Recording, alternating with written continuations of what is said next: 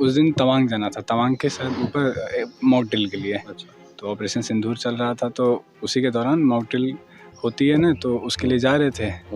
तो वो अपनी कंपनी को लीड कर रहे थे, जिप्सी में आगे बैठे थे, उनका ड्राइवर भी साथ था। तो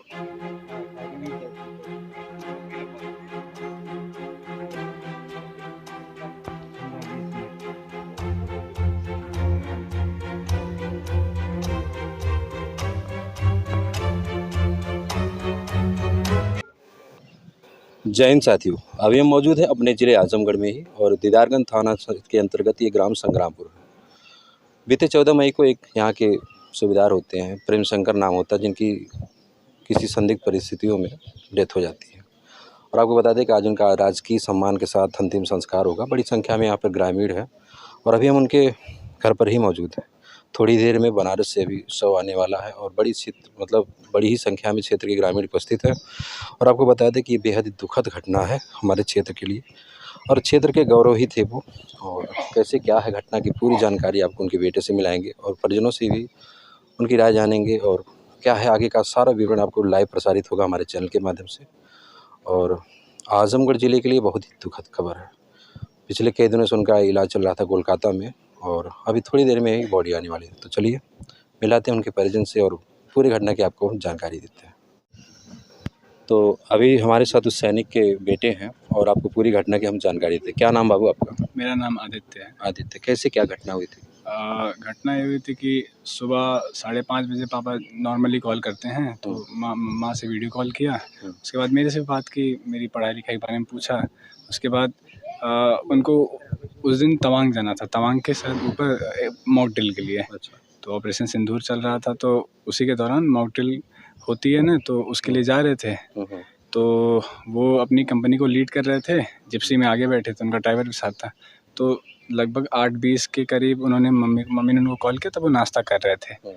तब उन्होंने बात में बाकी अपने बोला कि और सब ठीक है। तो उन्होंने मतलब उनकी कंपनी के जूनियर्स ने कहा कि हाँ सब ठीक है साहब, चलते हैं अब। तो फिर क्या हुआ कि 8:30 बजे के बाद मम्मी ने एक बार और कॉल लगाया, लगभग 9 बजे के करीब।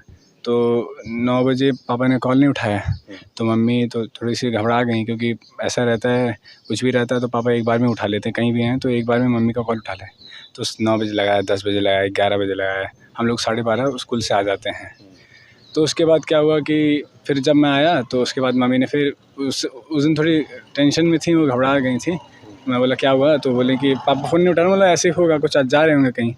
तो फिर उन्होंने 2:50 पे लगभग कॉल आया कि साहब को चोट लग गई, लैंडस्लाइड हो गया। तो वहाँ के एसएम ने, मतलब पापा के यूनिट के एसएम ने कॉल किया था और फिर यही बोला कि चोट लग गई। उसके बाद मम्मी बहुत घबरा गई और वहीं पर जबलपुर में पोस्टेड मेरे एक अंकल हैं, नायक अजीत हैं, सीएमपी में ही हैं। फिर हम उनके पास गए, तो उन्होंने फिर कॉल लगाया, कंट्रोल रूम से कॉल लगाया, पूछा कि क्या हो गया। तो उन्होंने बताया कि हाँ ठीक है साहब, तो ठीक है, ज़्यादा चोट लगी नहीं है, ठीक है। उसके बाद क्या हुआ कि अगले ही दिन मम्मी, मेरी बहन और अंकल, अजीत अंकल, वो गुवाहाटी के लिए चले गए। तो वहाँ पहुँचे तो वहाँ पर 151 बेस हॉस्पिटल, ये मेरे अंकल भी वहाँ चले गए थे। अच्छा, आइए। वहाँ पर ये पहले सबसे वहीं गए थे, सबसे पहले ये गए थे। वहाँ पर पहुँचने के बाद ये बहुत घबरा गए थे, जैसी कंडीशन थी। तो उसके बाद मेरी मम्मी को जाना पड़ा। वहाँ गए, 2 दिन ठीक था, बीपी सब नॉर्मल था, कंट्रोल में था। उसके बाद क्या हुआ कि जब डॉक्टर्स को लगा ठीक है, तो उन्होंने ईस्टर्न कमांड कोलकाता में शिफ्ट करने की प्रयास किया, क्योंकि जल्दी से जल्दी रिकवरी हो सके। तो शिफ्ट किया उन्होंने। तो शिफ्टिंग के बाद ये लोग ईस्टर्न कमांड कोलकाता आ गए। तो वहाँ पर पहुँचने के बाद 1-2 दिन मैं रोज़ कॉल करता था कि पूछता था हाँ सब ठीक है, तो अंकल लोग कहते थे ठीक है, पर डॉक्टर से यही कह रहे थे कि क्रिटिकल कंडीशन है जी। और क्रिटिकल कंडीशन, लेफ़्ट साइड पूरा टूट चुका था, कॉलर बोन, 12 रिब्स, और फिर ये पेल्विक एरिया पूरा, नी जॉइंट टूट चुका था, और अपना जो हील है ये भी टूट चुका था।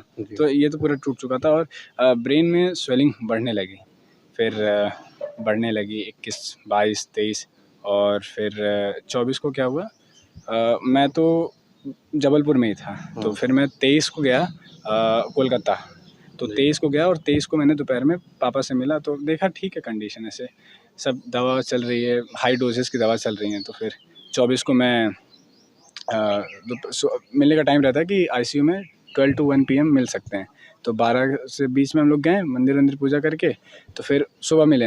फिर शाम को 5 बजे वहाँ के जो न्यूरोलॉजिस्ट हैं उनका कॉल आता है, मुझे बताते हैं कि आपके पिताजी हैं? तो मैंने बोला हाँ।